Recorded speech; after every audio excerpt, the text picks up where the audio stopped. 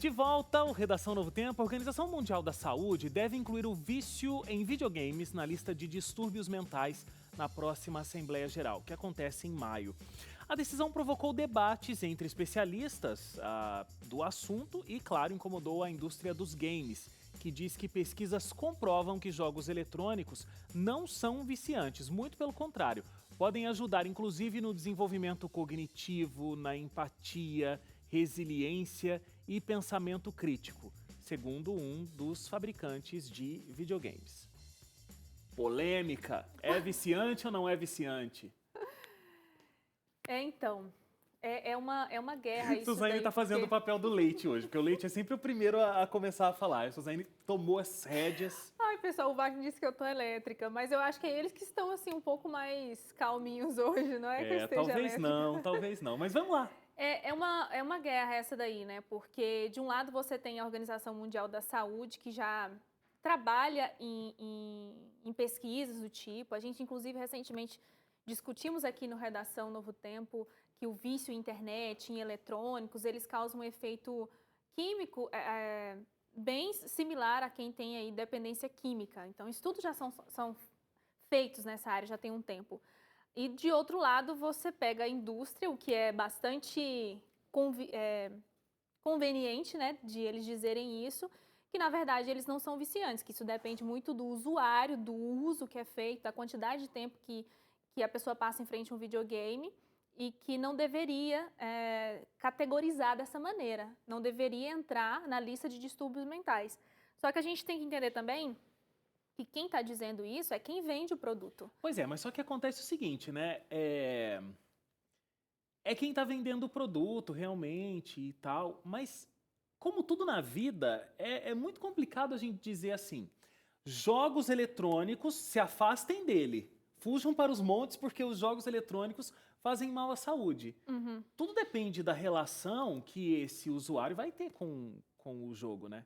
E o interessante é que, assim, a OMS não está dizendo que jogos de videogame causam vício.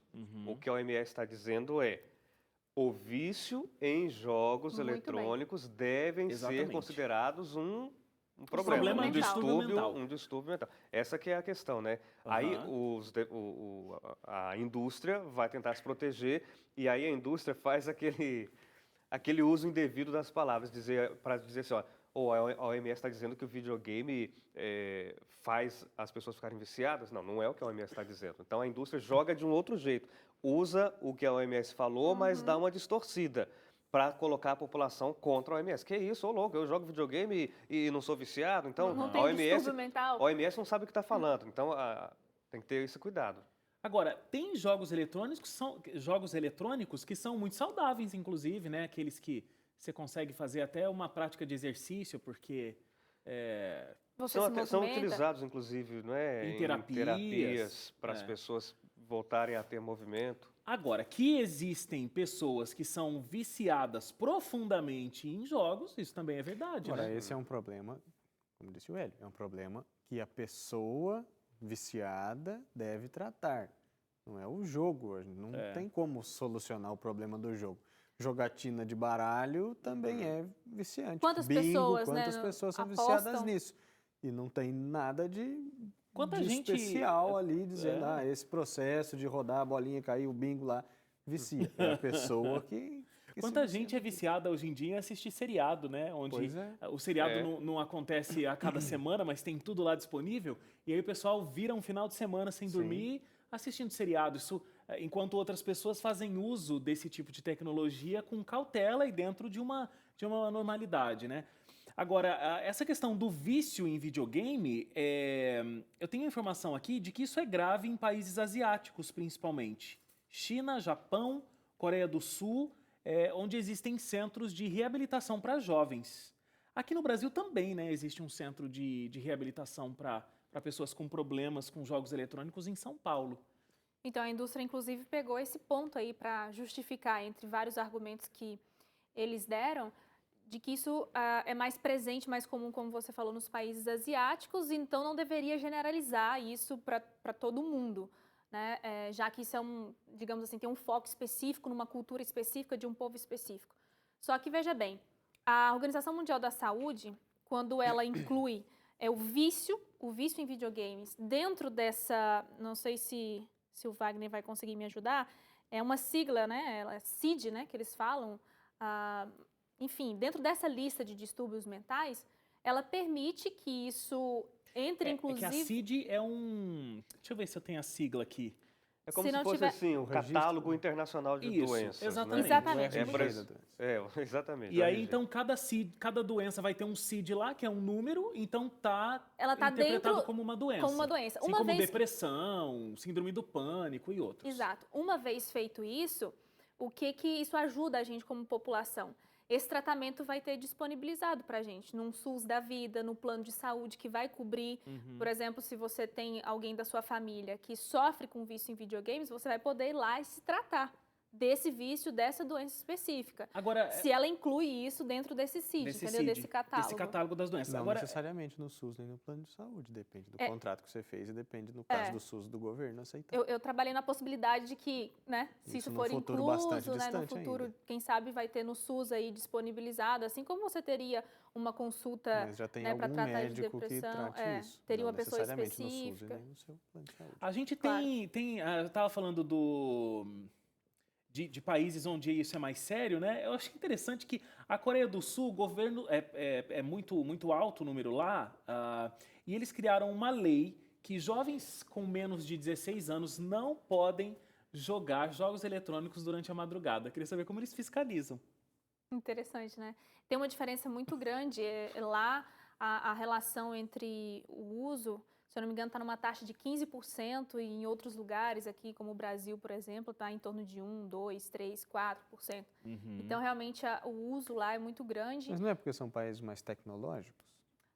Verdade, faz sentido, né? E talvez a galera esteja mais ligada à questão de tecnologia, mas o fato é que, realmente, os jovens passam bastante tempo com os videogames. E o que os especialistas explicam é o seguinte: a pessoa, ela não pode substituir o uso, né, ficar jogando videogame por outras coisas da vida, tipo deixar de comer, deixar de se socializar, deixar de estudar, chegar atrasado no trabalho. Então, quando isso começa a afetar a vida social da pessoa num todo, é um problema, né?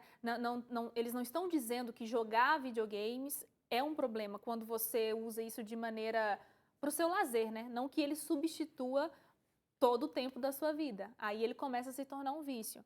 E o que geralmente as pessoas têm dificuldade em assumir, né? Quando alguém é viciado em alguma coisa, a última pessoa a entender isso é a própria pessoa. Isso acontece com álcool, com cigarro, com jogos de azar, como o Breno comentou, séries, filmes e por aí em diante, né? Eu acho que demora para a pessoa conseguir identificar, mas quem está em volta também, né? Eu acho que isso é uma vantagem de realmente entrar nesse catálogo, ser um CID. Porque fica aquela coisa assim, mas não dá certo na vida porque só fica jogando videogame, podia decidir uma coisa diferente. A pessoa às vezes entra num funcionamento onde ela não consegue sair, né? Ela não consegue parar de jogar e viver a vida dela. Então ela precisa realmente de um tratamento para conseguir deixar isso e, de fato, viver a vida. Tanto é que outra questão também que vale a pena a gente comentar, geralmente essas pessoas que têm esses vícios, eles funcionam como um refúgio, né? Por alguma outra situação... Assim como todo vício, né? Assim como todo vício. Alguma outra situação que a pessoa vive. Aí depende, né, de como ela foi criada, dos traumas e tudo que envolve. Então, quando essa fuga acontece, é importante, inclusive, o tratamento para isso, né? Para tratar e ver o que realmente está pegando na vida dessa pessoa, o que faz, o que motiva, faz com que ela passe aí horas e horas perdendo a vida na frente de um computador, jogando o tempo todo, né? Porque é muito complicado. A gente sempre fala dos adolescentes, mas tem muito adulto envolvido nisso também, né? Com certeza. Pai de família, a gente sempre fala em questão dos homens, né? Mas meninos, meninas, enfim, muitos adultos realmente dependentes, né? Já estão viciados em videogames. Agora, isso que a gente está dizendo, que a OMS está discutindo, né, isso. A gente vai ter a decisão acontecendo em maio. Então, o que existe é uma discussão e uma proposta. Ainda não é doença. Em maio é que a gente vai saber. Em maio vai ter essa assembleia e daí é onde vai ficar resolvido. E sabe o que é interessante, meninos, a gente analisar? Porque isso aconteceu com o tabaco também. Isso que eu digo assim, uma situação similar, né? Quando a gente pega lá no começo de toda a história, quando a gente lê sobre isso, a gente vê que chegou um determinado momento que começaram a serem feitos estudos e começou a confirmar que o cigarro realmente fazia mal para a saúde. E foi uma luta, né, entre os pesquisadores, entre os cientistas, a galera da área da saúde, com quem vendia o produto. É igual ele falou. Quando isso acontece, a indústria entra fortemente, distorcendo, trabalhando com marketing, mudando a situação para tentar fazer o quê? Para não perder dinheiro com essa situação, né? Uhum. E às vezes, às vezes não, a gente pega essas coisas relacionadas à internet, eletrônico, tem pouco tempo, né, que a internet existe. Então, os estudos realmente ainda estão encaminhando. Alguns já foram feitos, mas alguns, de repente, ainda tem alguns elementos, né, algumas pontas soltas, né, que as pessoas acabam, outros especialistas acabam combatendo, enfim. De repente, a gente pode... O cigarro é diferente, né? O cigarro tem realmente uma substância química que afeta diretamente o seu organismo. Sim, mas só que antes, quando isso começou a ser estudado, a indústria defendia com unhas e dentes, e por N razões e por N estudos, de que não era bem assim. Que não era viciante. Que não era viciante, que não prejudicava, até que foram avançando os estudos e foi se confirmando, né? E hoje a gente tem o que a gente tem. Com os videogames, parece uma situação... Mas é interessante isso que o Breno falou, porque hoje a gente tem nitidamente identificadas substâncias químicas presentes. Vamos pegar o cigarro, por exemplo, lá no cigarro. Então, olha, por causa dessa substância aqui, é viciante, causa esse tipo de efeito no organismo e tal, tal, tal. Como a gente não tem isso fisicamente, né, na pessoa que está viciada em jogos eletrônicos, é mais difícil de ter uma credibilidade. Mas não que realmente não seja viciante, entendeu? Então, é o que eu ia falando. Eu acredito que conforme os estudos forem avançando, essas coisas elas vão ficar mais claras para a gente. Por exemplo, como a gente discutiu recentemente, alguns estudiosos já relacionaram essa questão química que afeta o cérebro com a alta exposição a eletrônicos, enfim, em geral, a gente está falando aqui de videogames, como uma pessoa, um dependente químico de álcool, de cigarro, seria afetado. Você está entendendo? Uhum. Porque antes, nos estudos, quando eles começaram a fazer, eles não conseguiam relacionar, por exemplo, o câncer à substância do cigarro, ou outras doenças, né? Até que tudo foi se confirmando. Então, eu acredito que conforme os estudos forem avançando, talvez essa questão física vai ser percebida, né? Essa parte química que afeta as pessoas. Eu acho que algo muito importante e que está atrelado a esse vício é a questão de como a gente usa o tempo da gente, né? E eu acho que esse é o principal indicador para a gente conseguir entender se a gente está usando algo para um benefício, algo para um entretenimento ou algo que está depreciando a nossa saúde, que está estragando possibilidades que a gente poderia ter na vida. Então, no caso de adultos, pessoas que já podem cuidar da própria vida, a pessoa tem que fazer um autoexame aí para saber como é que o tempo está sendo gasto e quanto tempo está sendo gasto nisso e quantas outras coisas estão ficando para trás. Agora, quando a pessoa é extremamente jovem, aí é aquela história da educação dentro de casa, né? E os pais precisam observar e criarem um diálogo com seus filhos, se isso está se tornando algo que acaba usando quase que a totalidade do tempo dessas pessoas, né? É uma faca de dois gumes, né? Porque de um lado, se você tem de repente aí jogos que ajudam, né, no cognitivo, no aprendizado, no desenvolvimento do pensamento crítico, de outro lado também pode ser extremamente prejudicial e a criança ter falta de tudo isso, né? Claro. De conseguir raciocinar, de ter uma vida social saudável. Eu acho que tudo é questão de temperamento, como a gente sempre fala aqui, né? Olha, a gente está finalizando aqui o Redação Novo Tempo de hoje, mas a gente tem a nossa última notícia, que é uma lição de cidadania.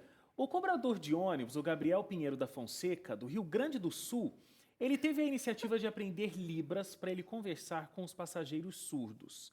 Há 6 meses, ele começou a acompanhar no YouTube canais que eram especializados nesse ensino de Libras e já está conseguindo se comunicar.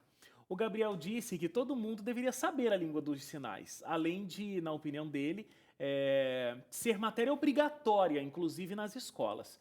Muito legal a iniciativa, né? Fica aí pra gente um aprendizado. Qualquer um que tenha interesse pode contribuir nessas questões de inclusão social. E o que eu achei legal é que, veja, ele foi no YouTube, né? Ele estava com muita vontade mesmo de conseguir aprender isso e ele foi buscar por conta própria como conseguir aprender essa língua. Muito legal. Eu achei muito legal, porque ele falava que ficava assim, agoniado, né? Porque a pessoa queria informação e ele não conseguia se comunicar, ele não conseguia dizer para ela onde era o ponto. Às vezes algumas pessoas escreviam e ele queria poder ajudar, porque assim como ele, quando está num lugar e precisa de informação, alguém oferece, ele queria também ser essa pessoa para oferecer. Aí ele foi aprender o idioma. Muito legal mesmo. Gente, ficamos por aqui então. Breno Mozart, muito obrigado pela presença mais uma vez aqui no Redação. Que, aliás, a gente está começando oficialmente as férias do leite aqui no Redação, né? O Breno está aqui hoje e está semana que vem também, não é isso? Semana que vem também. Nos encontramos aí na semana que vem. Até lá. E nos encontramos com você na semana que vem, como todas as semanas. A gente está aqui debatendo os principais assuntos e a gente conta sempre com a sua presença. Obrigado, gente. Suzane De nada, e Hélio. Semana que vem estamos de volta. Até lá.